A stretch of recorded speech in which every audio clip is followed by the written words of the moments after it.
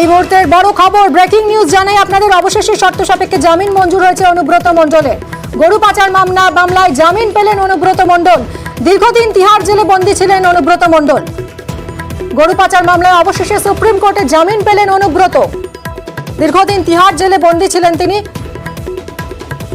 মৈত্রেয়ী আমাদের প্রতিনিধি রয়েছেন। মৈত্রেয়ী, কোন শর্তে জামিন পেলেন অনুব্রত মণ্ডল? দেখো, বেশ কিছু শর্ত আজকে সর্বোচ্চ আদালতের তরফ থেকে আরোপ করা হয়েছে অনুব্রত মণ্ডলের জামিন দেওয়ার ক্ষেত্রে। জানিয়ে রাখি, অনুব্রত মণ্ডল তিনি গরু পাচার মামলায় যে সিবিআই এর মামলা রয়েছে সেই মামলায় শর্ত সাপেক্ষ তাকে জামিন দিলেন সুপ্রিম কোর্টের বিচারপতি বেলা এম ত্রিবেদীর বেঞ্চ। প্রায় 2 বছরের ওপর জেলে রয়েছেন অনুব্রত। আচ্ছা মৈত্রেয়ী, একটা বিষয় একটু স্পষ্ট করো, এই মামলায় জামিন পেলেও কি ছাড়া পাচ্ছেন অনুব্রত মণ্ডল? দেখো, এখনো কিন্তু সেই সম্ভাবনা নেই, তার কারণ একাধিক মামলা চলছে। সিবিআই এর মামলাতেই শুধুমাত্র অনুব্রত মণ্ডল তিনি জামিন পেয়েছেন। এছাড়াও কিন্তু একাধিক মামলা রয়েছে, এনফোর্সমেন্ট ডিরেক্টরেটের মামলা রয়েছে অনুব্রত মণ্ডলের বিরুদ্ধে। ফলে জামিন পেলেও এখনই জেল থেকে ছাড়া পাওয়ার সম্ভাবনা নেই অনুব্রত মণ্ডলের। তবে আজকে যে বিচারপতি বেলা এম ত্রিবেদী তিনি তার রায় ঘোষণার সময় তিনি এটা স্বীকার করে নিয়েছেন যে অনুব্রত মণ্ডল যথেষ্ট প্রভাবশালী। কিন্তু যেহেতু এই মামলায় কোন 12 জন অ্যাকিউজ রয়েছেন, সেই 12 জনের মধ্যে 11 জন ইনক্লুডিং এনামুল হক তারা জামিন পেয়ে গিয়েছেন। ফলে সেক্ষেত্রে দাঁড়িয়ে, এবং যেহেতু অনুব্রত মণ্ডল তিনি 2 বছরেরও বেশি সময় ধরে তিনি জেলে রয়েছেন এবং এই মামলার ট্রায়াল অনেক দিন পর্যন্ত চলবে, এই সমস্ত ক্ষেত্রকে কনসিডার করে বিচারপতি বেঞ্চ মনে করেছেন যে অনুব্রত মণ্ডলকে জামিন দেওয়া যায়। কিন্তু সেক্ষেত্রেও কিছু শর্ত তারা আরোপ করেছেন। কি কি শর্ত? অনুব্রত মণ্ডলকে প্রথম এবং ফরমোস্ট তদন্তে সহযোগিতা করতে হবে।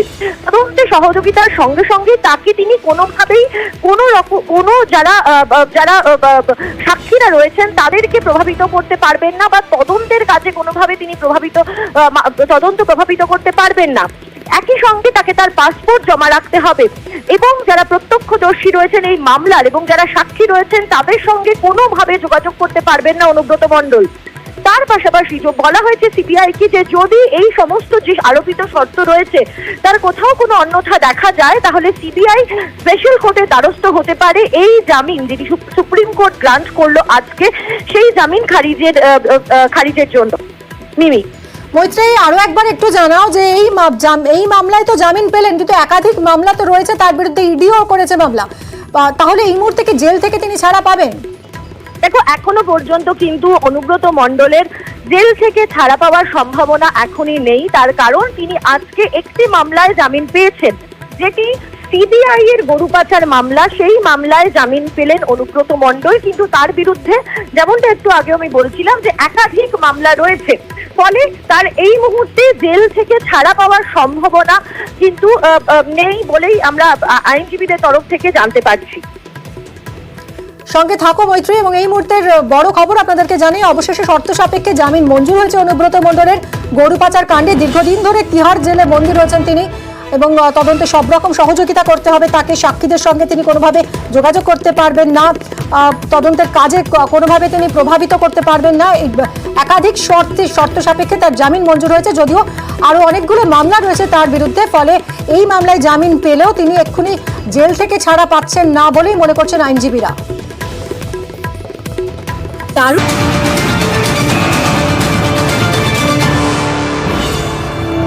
বাগডোগরা বিমানবন্দরে জরুরি অবতরণ, দিল্লিগামী বিমানের জরুরি অবতরণ, যান্ত্রিক ত্রুটির জেরেই বিমানের জরুরি অবতরণ বলে জানা যাচ্ছে। বিশ্বজিৎ মিশ্রা রয়েছেন আমাদের সঙ্গে, আর জানাবেন ডিটেলে। বিশ্বজিৎ, কি জানা যাচ্ছে? দেখো, একেবারেই প্রায় 8:44 নাগাদ কিন্তু দিল্লিগামী এই স্পাইস জেট বিমান 8199 সে কিন্তু বাগডোগরা এয়ারপোর্ট থেকে ওরা শুরু করে, কিন্তু কয়েক মিনিটের মধ্যেই আকাশে যান্ত্রিক ত্রুটি ধরা পড়ে এবং ফের জরুরি অবতরণ করা হয় বাগডোগরা বিমানবন্দরে। প্রায় 160 জন যাত্রী রয়েছে এবং বর্তমানে এই বিমানটি কিন্তু বাগডোগরা বিমানবন্দরের রানওয়েতেই রাখানো হচ্ছে এবং সেখান থেকে যান্ত্রিক ত্রুটি ঠিক করে কিন্তু ফের তাকে তার গন্তব্য দিল্লিতে পাঠানো হবে। তবে এখন পর্যন্ত বিমানবন্দর সূত্রে সেরকম কোনো তথ্য জানা যায়নি, তবে যান্ত্রিক ত্রুটির কারণেই এই জরুরি অবতরণ করা হয় বলে আমরা জানতে পারছি এবং 160 জন যাত্রী এখানে রয়েছে এবং কারো কোনো কিছু হয়নি বলে বিমানবন্দর সূত্রে আমরা জানতে পারছি। ধন্যবাদ বিশ্বজিৎ।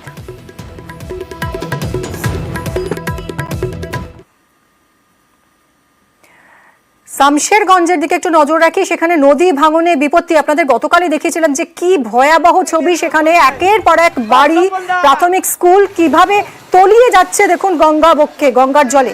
শামশেরগঞ্জে ঘর ছাড়া বেশ কয়েকটি পরিবার, ঘর ছাড়া 65টি পরিবারকে ত্রাণ বিলি করা হচ্ছে। ব্লক প্রশাসন ত্রাণ বিলি করছে এই ঘর ছাড়া পরিবারগুলোকে। প্রণব আমাদের প্রতিনিধির সঙ্গে কথা বলবো। প্রণব, যে ভয়াবহ ছবি আমরা দেখেছিলাম গতকাল শামশেরগঞ্জের, সেই ভাঙন এখনো কি সেই একই রকম পরিস্থিতি, মানে এখনো কি তলিয়ে যাচ্ছে একের পর এক ঘর বাড়ি? অন্যদিকে এই ত্রাণের ছবিটা একটু জানতে চাইবো। দেখো, আজকের ছবিটা কিছুটা উন্নত, বিকেলের পর থেকে কিন্তু সেই ভাঙন আপাতত বন্ধ হয়েছে, কিন্তু কতক্ষণ পর্যন্ত সেই ভাঙন কমে থাকবে সেটা কিন্তু গতকালকে প্রায় 3 ঘন্টার মধ্যে 20টি বাড়ি তলিয়ে যায় এবং 60 থেকে 65টা বাড়িকে তোমার পরিবারকে তোমার যে আছে স্কুল শিক্ষক প্রাথমিক বিদ্যালয় রয়েছে সেখানে নিয়ে এসে তাদেরকে রাখা হয়েছে এবং বেশ কিছু বাড়ি কেবলমাত্র সময়ের অপেক্ষা সেই সমস্ত বাড়িগুলো তলিয়ে যায়, সেই সমস্ত পরিবারগুলোকেও নিয়ে এসে রাখা হয়েছে নিরাপদ জায়গাতে। এবং প্রশাসনের পক্ষ থেকে এবং চাচন্ড পঞ্চায়েতের যিনি প্রধান রয়েছেন তার মাধ্যম দিয়ে সেই সমস্ত পরিবারগুলোর যে সাধারণভাবে খাবার দাবারের যে ব্যবস্থা, সেই সমস্ত ব্যবস্থা কিন্তু প্রশাসনের পক্ষ থেকে করা হয়েছে। এবং এলাকার মানুষের একটা দাবি, এই যেভাবে গঙ্গা ভাঙন রাজ্য সরকারের পক্ষ থেকে বালির বস্তা দিয়ে বাঁধানো হয়েছিল, সেই বাঁধানোর পরও কিন্তু এই গঙ্গার জলস্তর একটুখানি কমে গেছে, তারপর কিন্তু সেই বালির বস্তাগুলো বসে যায়, তার ফলে কিন্তু এই ভাঙনটা হয়েছে। এবং সেই কারণে তারা চাইছে যে কেন্দ্র এবং রাজ্য সরকার যৌথভাবে যাতে এই ভাঙনের মোকাবিলাটা করে বা ভাঙন রোধের জন্য ব্যবস্থা করে কাজ শুরু হয়, সেটাই কিন্তু এখন এলাকার মানুষজন চাইছে। ধন্যবাদ প্রণব। মুর্শিদাবাদের নদী ভাঙন জেলাবাসীর কাছে এক দুঃস্বপ্ন এবং ভয়াবহ ভাঙনের কবলে একের পর এক বাড়ি চলে যাচ্ছে, প্রাথমিক স্কুল তলিয়ে গেছে। ত্রাণের বন্দোবস্ত করা হয়েছে জেলা প্রশাসনের পক্ষ থেকে। সকাল 9:30 থেকে আজকে গঙ্গা ভাঙন শুরু হয়েছিল, সেখানে অনেক পরিবার ক্ষতিগ্রস্ত হয়েছে।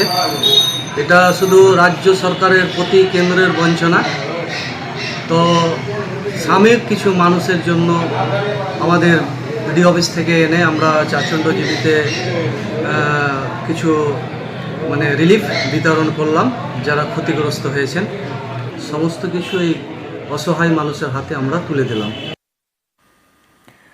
আর এবার ঝাড়গ্রামের বেলতলা এলাকার ছবি দেখুন। রামলালের তাণ্ডব, সন্ধে নামতেই খাবারের সন্ধানে বেলতলা বাজারে হানা দেয় রামলাল। কে এই রামলাল, যাকে ছবিতে এই মুহূর্তে দেখতে পাচ্ছেন? এই হাতিটি, তার নামই রামলাল। এই দাঁতালের হানায় ভাঙলো ধান চালের গোডাউনের শাটার। হাতির তাণ্ডবে রীতিমতো আতঙ্কিত এলাকাবাসী।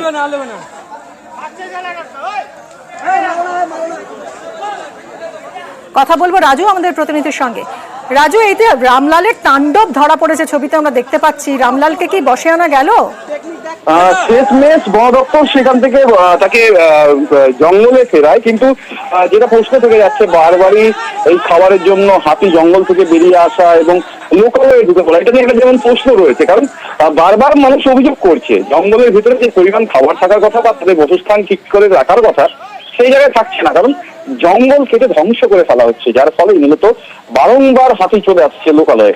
আর যা নিয়ে ইতিমধ্যে বন দপ্তরের এক অংশের আধিকারিকদের বক্তব্য যে জঙ্গলের যে অনুকূল পরিবেশটা এতদিন ছিল, বিশেষ করে ঝাড়খণ্ড এলাকায় যে জঙ্গল ছিল, সেই ঝাড়খণ্ডে সেই জঙ্গল কেটে ফেলা হয়েছে এবং সেই জায়গায় যে জঙ্গল ছিল সেই জঙ্গল না থাকার কারণেই মূলত হাতি বারংবার চলে আসছে ঝাড়গ্রামে। এবং ঝাড়গ্রামে এত পরিমাণে হাতির সংখ্যা বেড়েছে যার ফলে জঙ্গলের মধ্যে অনেকটাই যে রেস্কিউ যে হাতিগুলো স্থায়ীভাবে থেকে যাচ্ছে সেই হাতিগুলো থাকতে পারছে না, তার ফলেই তারা জঙ্গল থেকে বেরিয়ে আসছে এবং লোকালয়ে আসছে, খাবারের সন্ধানে বিভিন্ন জায়গায় তাণ্ডব চালাচ্ছে। ইতিমধ্যে বন দপ্তরের কাছে একটা মাথা ব্যথার কারণ হয়ে দাঁড়িয়েছে, বারংবার যখন হাতি বেরিয়ে আসছে সেই জায়গায় বনকর্মীদেরকে ছুটে যেতে হচ্ছে, কিন্তু এই যে সমস্যা, এই যে জঙ্গল কেটে ফেলা হচ্ছে ফলে হাতিরা খাবার পাচ্ছে না, লোকালয়ে আনা দিচ্ছে, এর কি কোনো সমস্যার সমাধান এই মুহূর্তে দাঁড়িয়ে সম্ভব?